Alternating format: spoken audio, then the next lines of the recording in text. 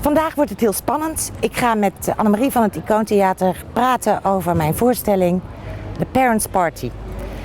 Echt iets voor jou als ouder. Wat is er leuk aan opvoeden? Wat is er minder leuk aan opvoeden? En wat heb je nodig? Ben jij nog speels genoeg? Ben jij nog kind genoeg om ouder te zijn? De voorstelling vindt plaats hier in het Icoontheater. Het wordt een voorstelling met een lach en een traan. En het zou hartstikke leuk zijn als je erbij bent, want het gaat ook over jou.